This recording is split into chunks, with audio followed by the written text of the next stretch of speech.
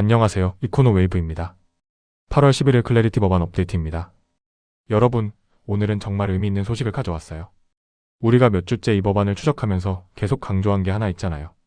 바로 공식 기록인 뉴스는 무대 뒤를 보여주고 공식 기록은 무대 위를 보여준다고요. 그리고 그 공식 기록이요. 6월 1일에 멈춰 있다고 계속 말씀드렸어요. 그런데 드디어 그 멈췄던 시계가 다시 돌기 시작했어요. 지난 토요일에 우리가 그토록 기다린 신호가 나온 거예요. 오늘은 이 극적인 순간과 그럼에도 아직 남은 과제들을 하나씩 짚어드리겠습니다. 먼저 지난 상황을 짧게 복습할게요. 지난주에 어떻게 됐죠?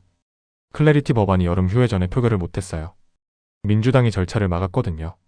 그래서 9월로 밀린다고 했잖아요. 그때만 해도 분위기가 안 좋았어요. 통과 확률이 13%까지 떨어졌고 이대로 올해는 끝나는 거 아니냐는 말까지 나왔어요. 그런데 여기서 반전이 있었어요. 상원이 휴회에 들어가기 직전에 극적인 움직임이 나온 거예요. 바로 지난 토요일 새벽이었어요. 상원이 밤샘 회의를 했는데 그 마라톤 회의 끝에 원내대표 튠이 절차 개시 서류를 제출한 거예요.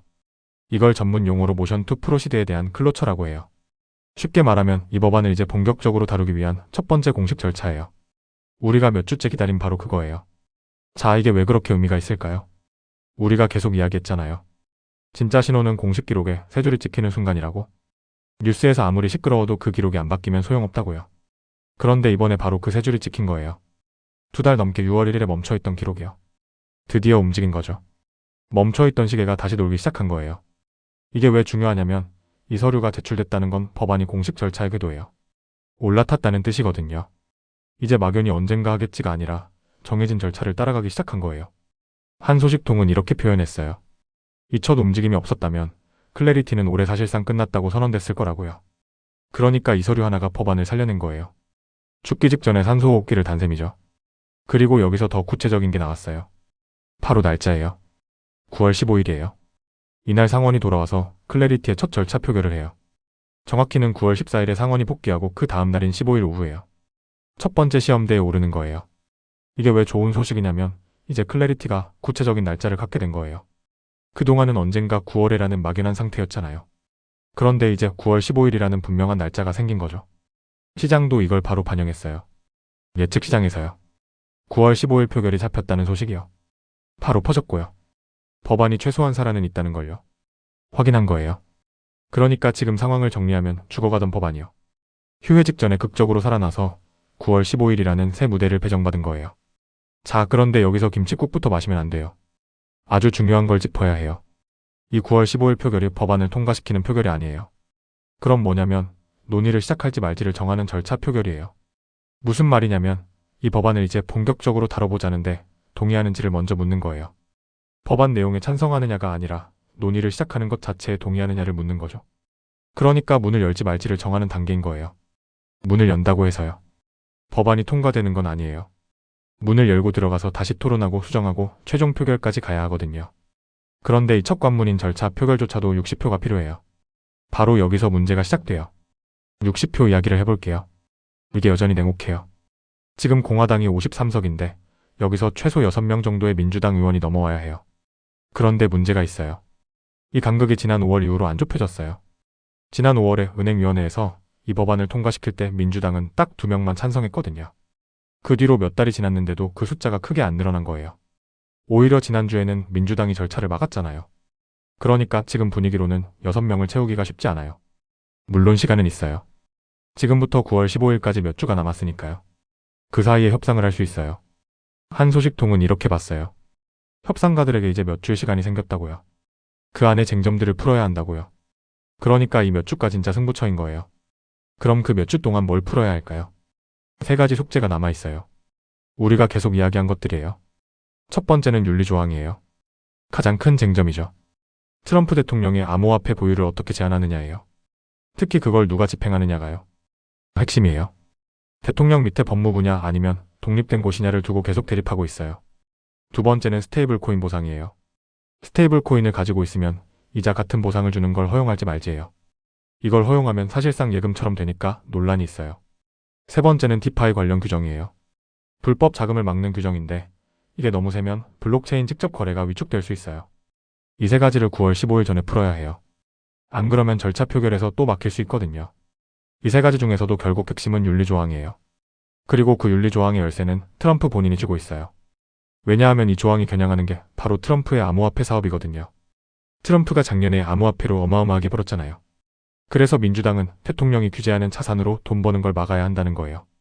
그런데 백악관 입장에서는 트럼프를 제대로 묶는 조항에 선뜻 사인하기가 어려운 거죠. 그러니까 결국 이 법안의 운명은 백악관이 윤리조항에 어디까지 양보하느냐에 달려있어요. 지난주에 민주당의 갈래고 의원이 이런 말을 했잖아요. 그쪽이 응하지 않는다면 이걸 원하지 않는다는 뜻이라고요. 여기서 그쪽이 바로 백악관이에요. 그러니까 9월 15일까지 백악관이 전향적으로 나오느냐가 진짜 관건인 거예요. 자, 그럼 실제로 통과할 수 있을까요? 냉정하게 봐야 해요. 솔직히 쉽지 않아요. 몇 가지 이유가 있어요. 첫 번째로 방금 말한 세 가지 쟁점이 몇 달째 안 풀렸어요. 몇 주 만에 갑자기 풀리기는 쉽지 않죠? 두 번째로 9월은 일정이 빡빡해요. 상원이 9월에 돌아오면 예산 문제 같은 게 기다리고 있어요. 그리고 곧 중간선거 국면이 시작돼요. 그러니까 클래리티에만 시간을 쏟기가 어려운 거예요. 세 번째로요. 일정상 문제도 있어요. 설령 상원을 통과해도 이건 하원이 통과시킨 것과 내용이 달라졌거든요. 그래서 두 버전을 다시 맞춰야 하고 그럼 또 표결을 해야 해요. 이 모든 걸 중간선거 전에 하기가 빠듯한 거예요. 그래서 전문가들도 가능성이 낮아졌다고 봐요. 다만 완전히 죽은 건 아닌 거죠. 그럼 이게 비트코인은 어떤 의미일까요? 우리가 계속 이야기한 게 있죠. 비트코인은 클래리티 영향을 별로 안 받아요. 왜냐하면 비트코인은 이미 상품으로 인정받고 있고요. ETF도 있고 선물 시장도 있거든요. 클래리티가 통과되든 안 되든요. 비트코인 지위는 안 바뀌어요. 그럼 누가 영향을 받을까요? 바로 리플 같은 알트코인이에요. 증권이냐 상품이냐가 애매한 코인들이요. 클래리티가 그걸 정리해주니까요.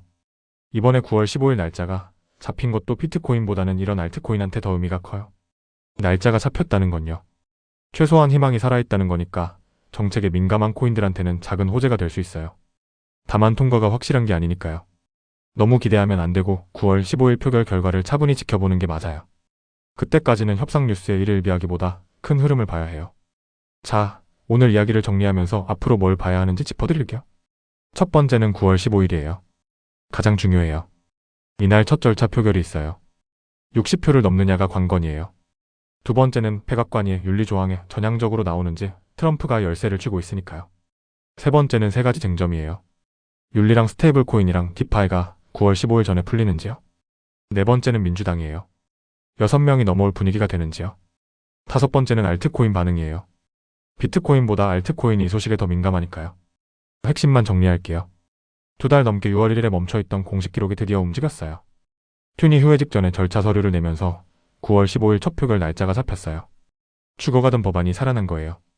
다만 이건 통과가 아니라 논의를 시작하는 절차고 여전히 60표랑 세 가지 쟁점이 남았어요. 그래도 이 서류 하나로 법안이 오래 살아남을 길이 열린 거예요. 오늘을 한 문장으로 정리해드릴게요.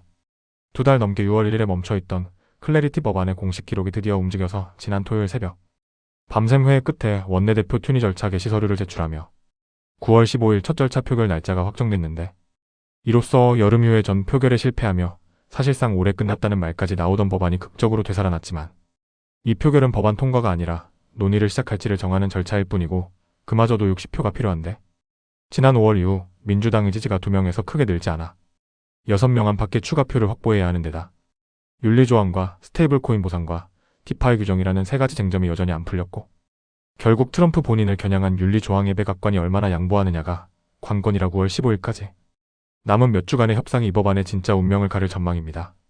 멈췄던 시계가 드디어 다시 돌기 시작했어요. 이제 9월 15일이라는 새 무대를 함께 지켜봐주세요. 여러분은 9월 15일에 이 법안이 절차 표결을 통과할 거라고 보시나요? 아니면 또 막힐 거라고 보시나요? 댓글로 여러분의 예측을 남겨주세요. 이코노 웨이브가 9월 15일까지 협상 과정을 끝까지 추적하겠습니다. 아직 구독하지 않으셨다면 지금 구독을 눌러주세요. 좋아요와 구독을 눌러주시면 누구보다 빠르게 새로운 정보를 받아보실 수 있습니다. 이코노 웨이브였습니다. 감사합니다.